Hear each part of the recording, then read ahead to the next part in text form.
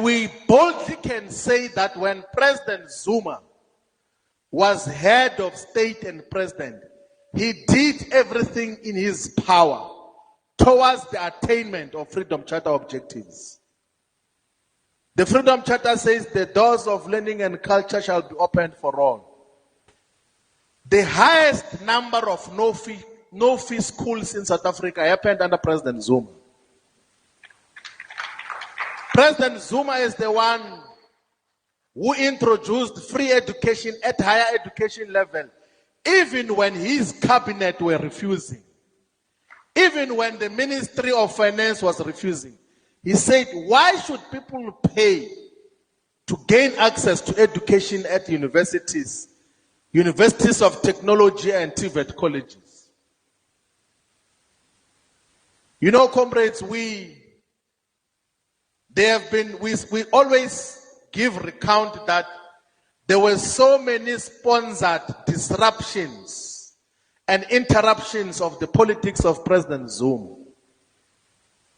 The youth can go and check even on YouTube and on historical records.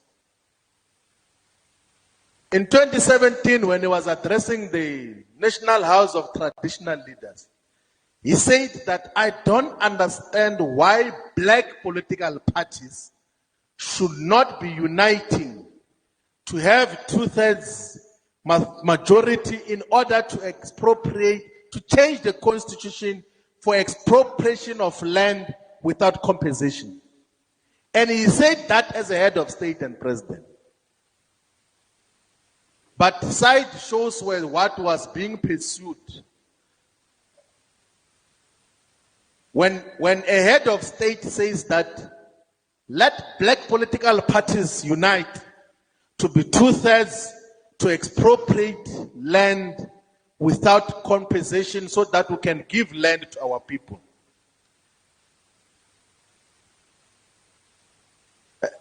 Some of us, like mistakenly, were part of wrong things there. Like we say, no, we're fighting sideshows where a head of state is talking about the strategic resource of land and mineral resources to say, let's give this to our people. But the focus of where he was leading was that, no, he must pay back 15 million rand or 8 million rand for a house built for him. And then we think that becomes normal politics as black people. And then we feel powerful about that when white people cheer you that, yeah, go on, fight on.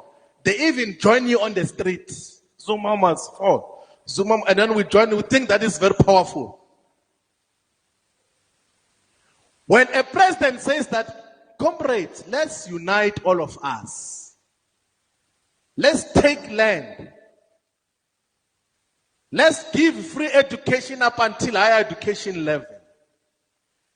Let's give implements and tractors to farmers so that they can farm as is called for in the Freedom Charter. No, ourselves, no, we don't want that. We want you to pay 15 million rand. Because government built you a house. That becomes the obsession.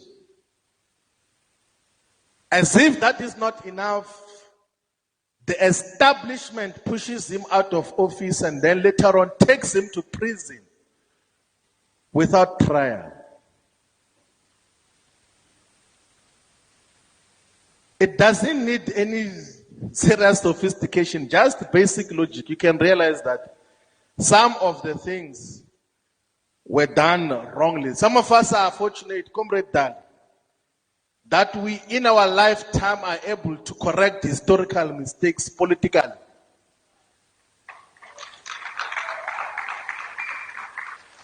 And we boldly will do that until the end of time.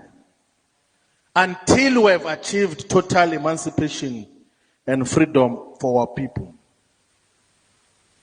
You know, no one in their right mind can dispute the fact that of all these people who have led South Africa as head of state and president, President Zuma is the only one who sought to achieve the aims and objectives of the Freedom Charter. The rest were instruments, were just an executive that was managing the common affairs of the capitalists of the bourgeoisie. They would speak all sorts of sophisticated language and poems and all sorts of things.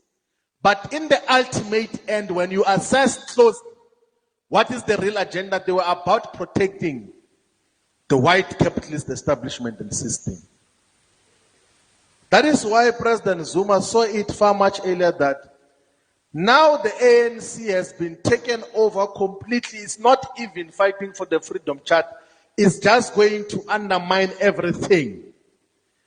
That is why in October, actually in the beginning of 2023, he said, we need to form a fighting instrument, a vehicle that is going to fight for true freedom. That is going to continue with the struggle for total emancipation. And then he said, let us go and revive Umkhonto weSizwe as a fighting instrument, as a fighting vehicle. And two issues must identify with Umkhonto weSizwe. One is unity. Two is total emancipation. On unity, President Zuma, far much earlier, even before Umkhonto weSizwe was publicly announced, says that why do we have so many black political parties when we are fighting for the same agenda?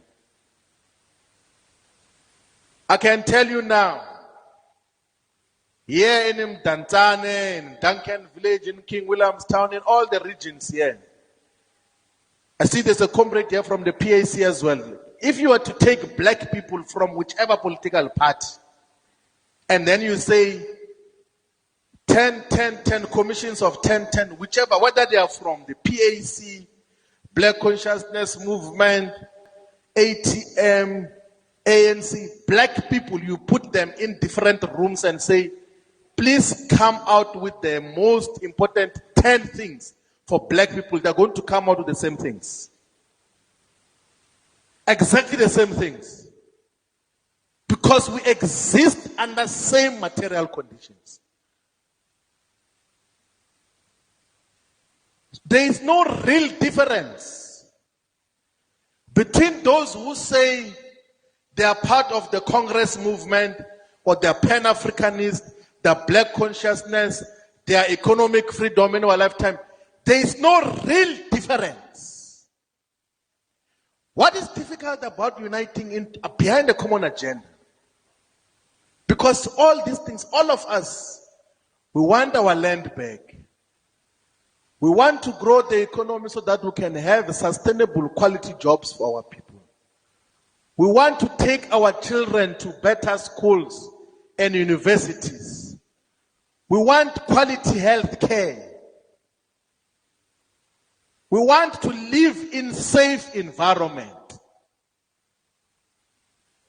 You know, Thomas Sankara says that people are not fighting, we can't be fighting over ideas. We're fighting for the real material benefit of just what do we gain out of these struggles. Why then do we have multiple and viable fiefdoms called political parties?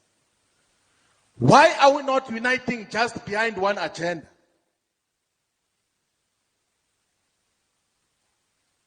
And fight for total emancipation and freedom. That is what Umkhonto weSizwe is. Unity of the oppressed masses of our people.